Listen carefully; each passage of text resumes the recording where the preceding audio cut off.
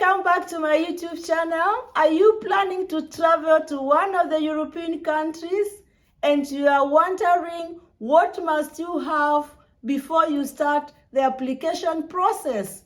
So today I want to talk about 2026 Schengen checklist. So for those who have not subscribed to my YouTube channel, please do so. And for those who have done it, I want to say thank you. So, checklist number 1, it's about your passport, you the traveler. Your passport is supposed to be in a good condition. Make sure that there are no pages which are torn, simply because when your visa is approved, the officers would stick it in one of the pages, and if it's the page is loose, you might lose it, and that means you also lose your visa.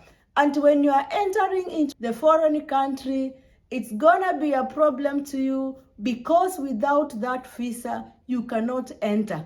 So make sure that your passport is in good condition.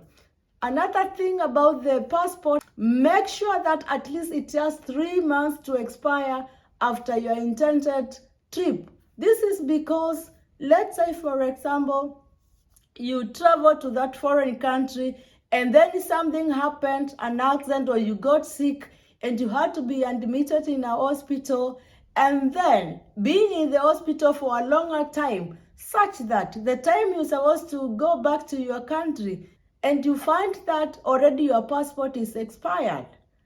When you get well and then the time comes for you to go back to your country, you have to start again looking, where is our embassy? Where can I renew my passport? So to make sure that you don't pass all those problems, it is always good to make sure that at least you have your passport is like 3 months after your intended trip. Another thing about the passport, make sure that it has some blank pages. This is because once your visa is approved, the officers will want to stick it on one of the pages. And also when you're getting out, you're exiting from your country, the immigration officers, they have to stamp it. And also when you're entering to the other country, they also have to stamp it.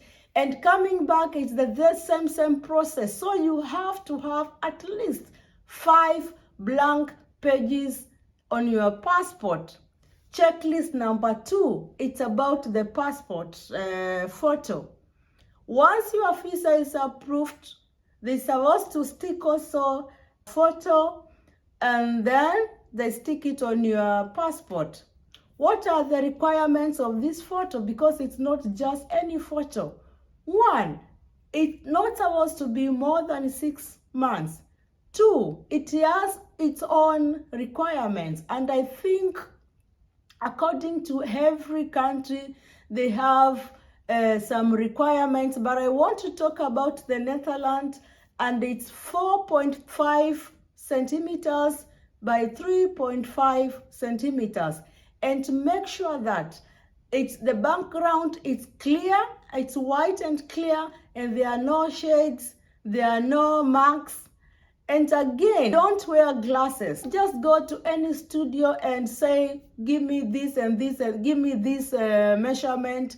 Like for example, those who are in Kenya and in Nairobi, there's some studios in Nairobi. You can go there, you say, I want to travel to Belgium and I'm here to get the passport photos. They exactly know the requirements for tourist visa for Belgium.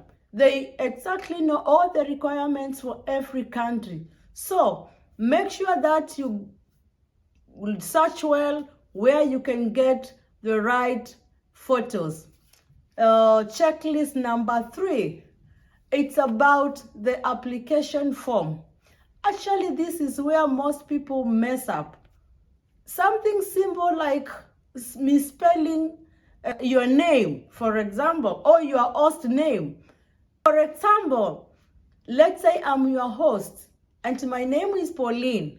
It's written on my passport, Pauline. But when you are filling in the application form, you say Paulina. Those are 2 different names.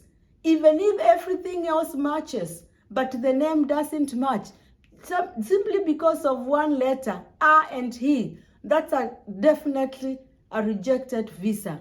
So it might sound so simple, but it's where most people mess up. You make the application form and you don't sign it at the end of it. Please, once you finish filling everything, don't forget to sign and also put the date. How do you get the application form? Most of the application form, you can do them online. Just go online, you print them, and then you can also fill them manual. But there are some countries you have to make an account. You have to create an account for you to get that application form.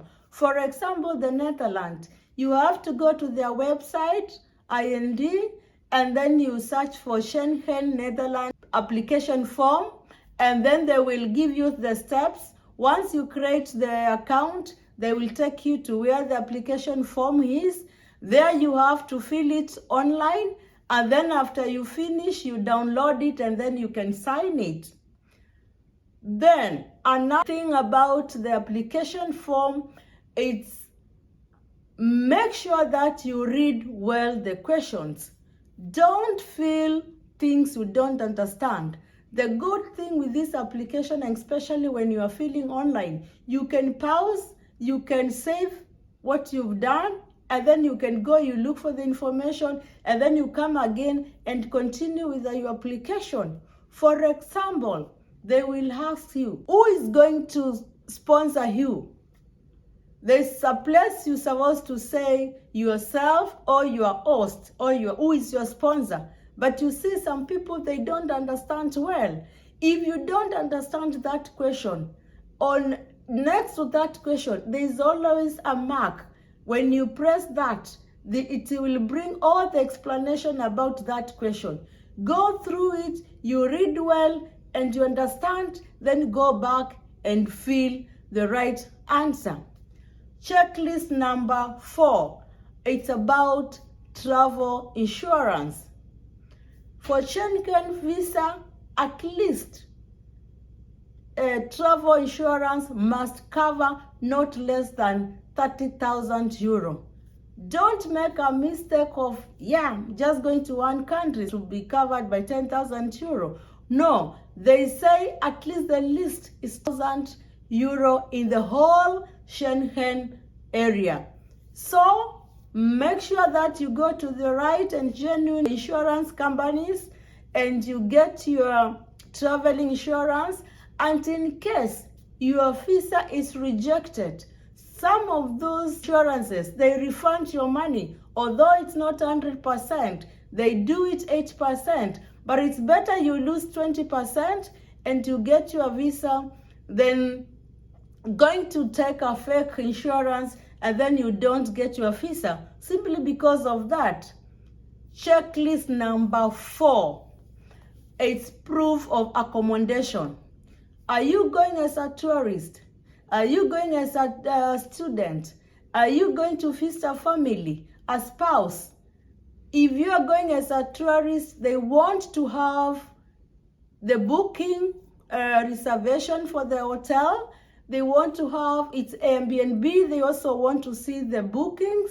And if it's a host in that country who is hosting you, he has to send you the invitation letter indicating that he is going fully host you from this date to this date. So he has to make sure that the letter is clearly said and he has to sign. Checklist number 5. It's about the flight reservation. Yes.